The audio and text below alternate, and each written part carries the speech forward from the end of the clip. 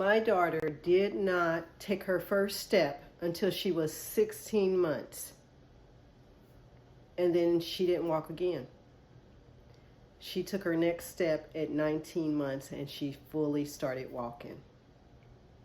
So today, I want to give you a microdose to new parents on the rare disease journey. And the microdose support, and that just simply means a short, effective way to offer you support because I know your time is valuable. And so in 3 short words, I'm giving you the words of I can do. I can do. And all of this microdose support is to help build strength and hope for the new parent on their rare disease journey with their child. So, I can do. When you're on the rare disease journey with your child, having a rare disease or having a child with differences, medical sensitivities, environmental sensitivities, undiagnosed with autism, speech delays, mental conditions, any of those things, you're a new parent on this journey with them. You feel like some days that you cannot do anything. Sometimes you feel like you can't do anything right. Sometimes you feel like you just cannot go one more step. But this tiny phrase, if you can recall this, I can do, that I can do that one more thing. I can take that one more step.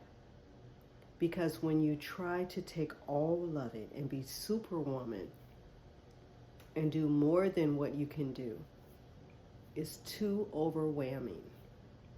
The journey is too weighty and it's too heavy, and you don't have to do it like that at all. So today I want to remind you with this microdose that I can do. And I want that to prompt you again. I can take that one step. I can do that one thing today. Okay, now for the believer, a believer in Christ, I want to speak to you.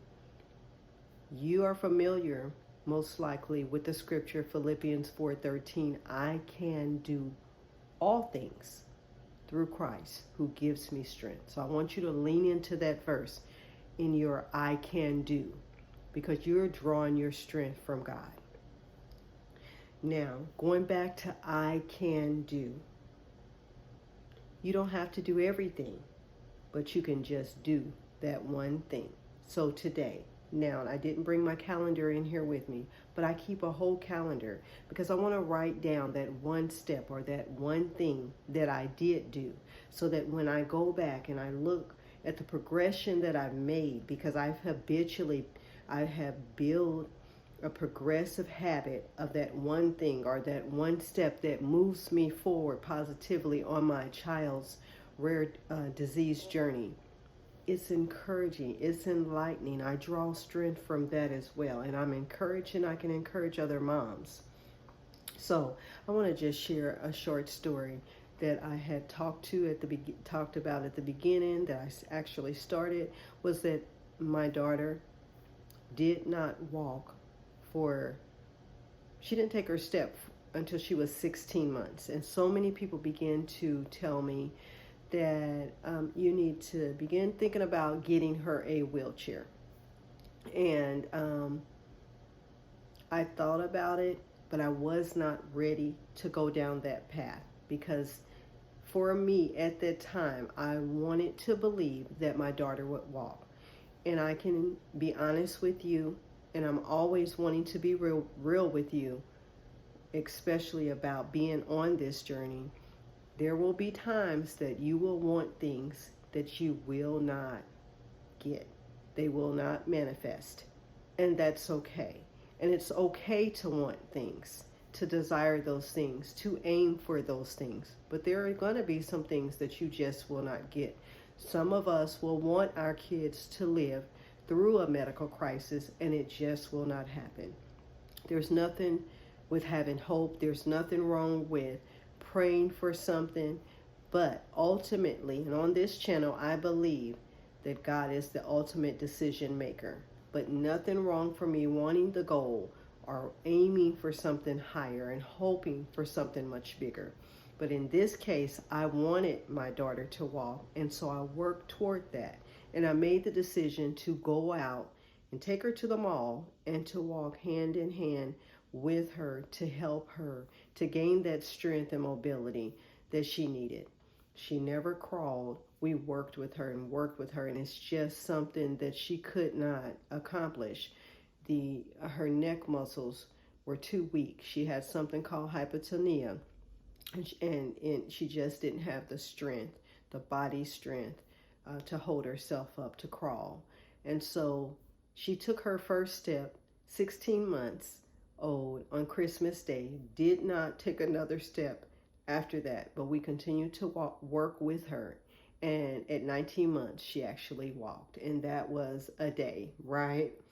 And so, in saying that, in using the I can do, I made the decision for me was to go out to the mall a couple of times a week and just take her there and just to ambulate ourselves down the middle of the mall at that time. That was in 1995, and we just took our time and walked with her, and that really strengthened her.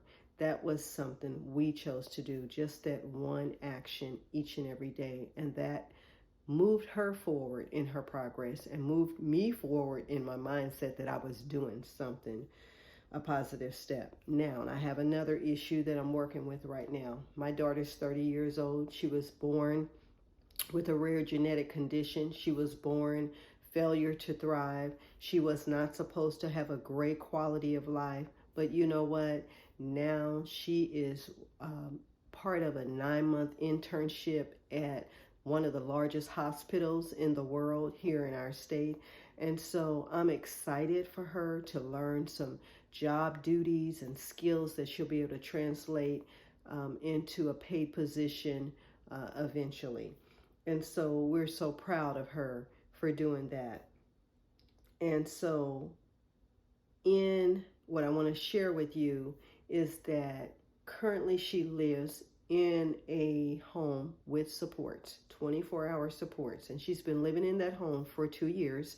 Is categorized as an intermediary care facility, and some people will want to know what that is. Some moms will want to know what that is, because that is an opportunity of a place for their child to live at some point when they're ready, and we can most definitely discuss that more.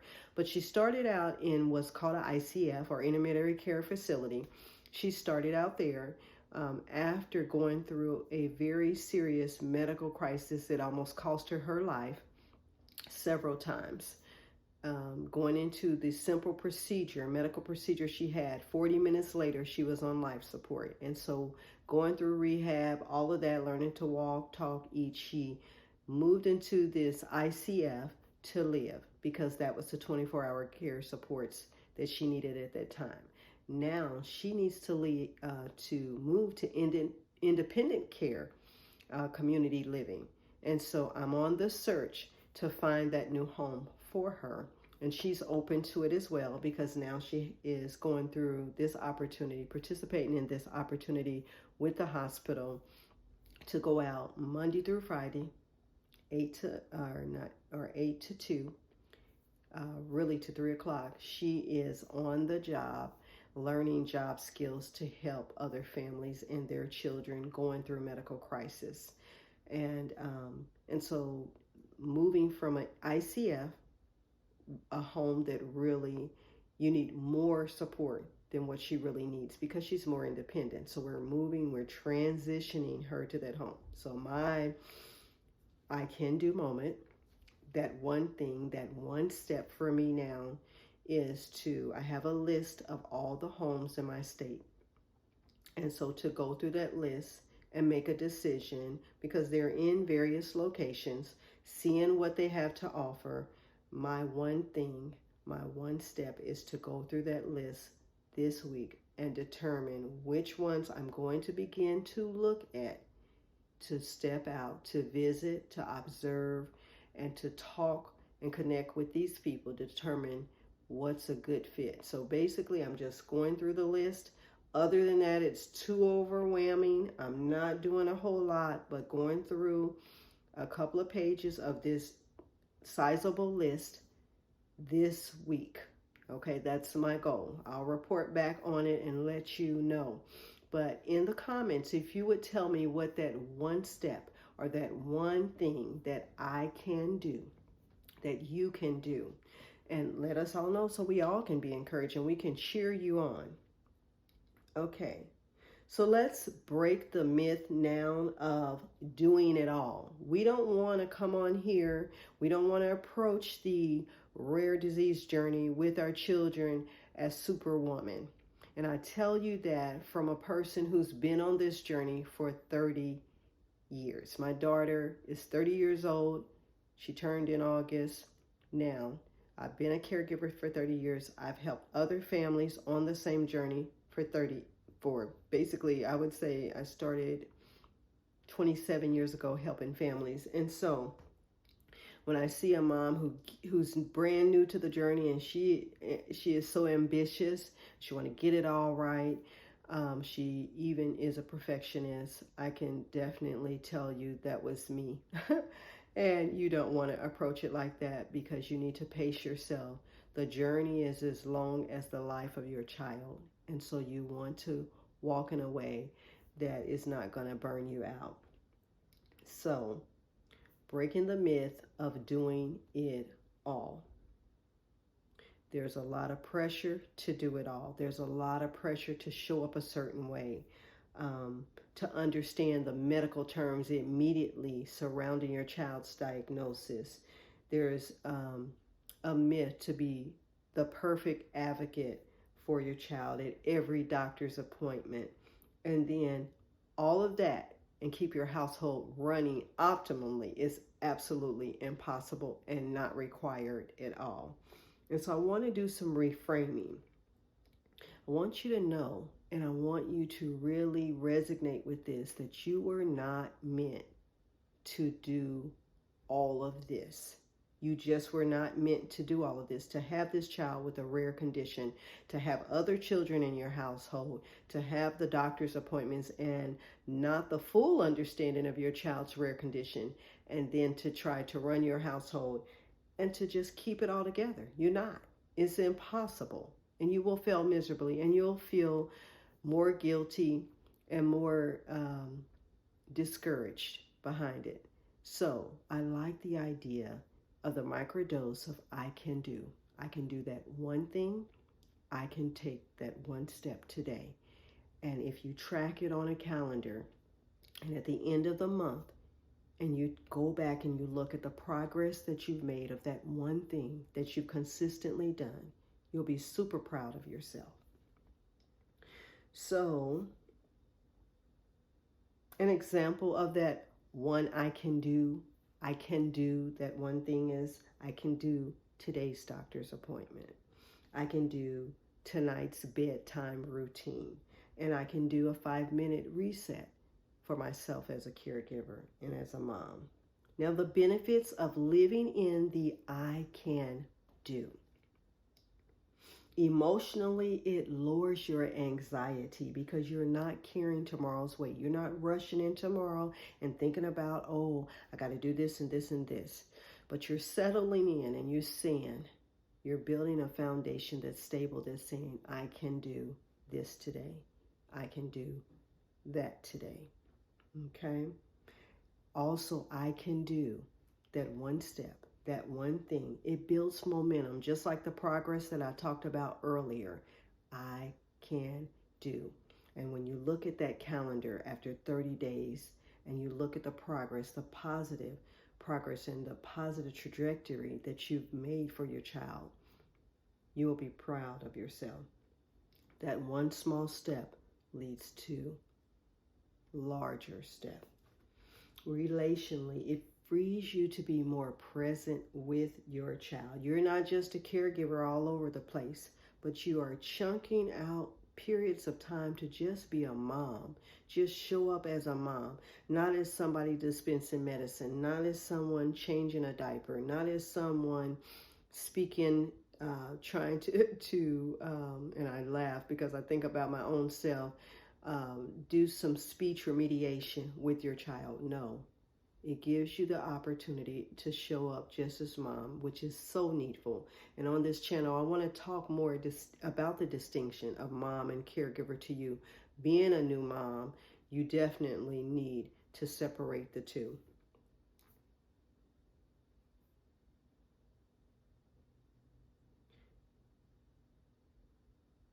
Now, I just want to close in saying, Mom, you're already showing up doing the hard things, and I know it doesn't feel like it, but you are. You're present. You're there. You're showing up every day, even in the unknown of what's going to happen in the future.